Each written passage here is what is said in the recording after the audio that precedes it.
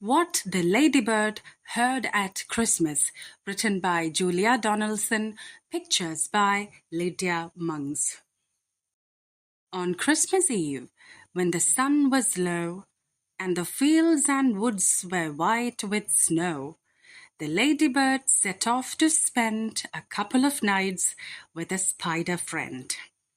The spider lived in a big old house with people and pets and a small white mouse. And the small white mouse said, "Squeak, squeak, squeak." And the hamster's wheel went, "Creak, creak, creak." The parrot squawked, the canary sang, and the spider twanged her web, twang, twang. The Great Dane snored and the Siamese purred, but the Ladybird said never a word. But the Ladybird saw, and the Ladybird heard. She saw two men with a big black van, a ladder, a sack, and a cunning plan. The Ladybird already knew they were Lanky Len and Hefty Hugh. And she heard Hugh whisper, "Listen, Len, we'll wait until it's night. And then when Santa Claus has been and gone, we'll put our fancy costumes on. You look lovely as an elf, and I'll be Santa Claus himself. We'll climb to the chimney, then down we'll slide, and before we know it, we'll be inside," said Len. "They say that house is haunted, but we're both brave. We won't be daunted. Later on, those girls and boys will have their stockings filled with toys. We'll take those stockings off their beds. They won't wake up the sleepy heads. And even if they do awake, they'll think we've come to give, not take." The two thieves chuckled, "Ha, ha, ha! What clever, crafty chaps we are." Then the little spotty Ladybird, who hardly ever spoke a word, told the others what she had heard. And the mouse said, "Squeak!"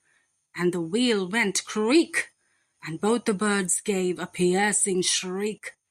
The spider scuttled, the Great Dane growled, and the Siamese arched her back and yowled, and all the pets said, "How unpleasant!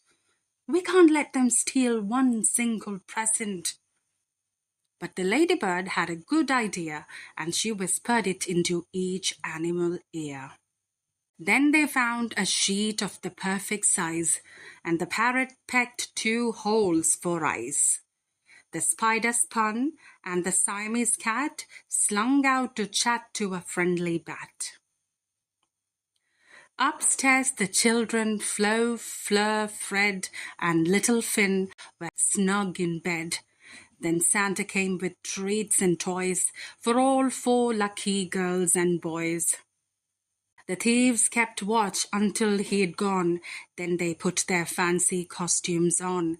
They climbed to the chimney and down they slid.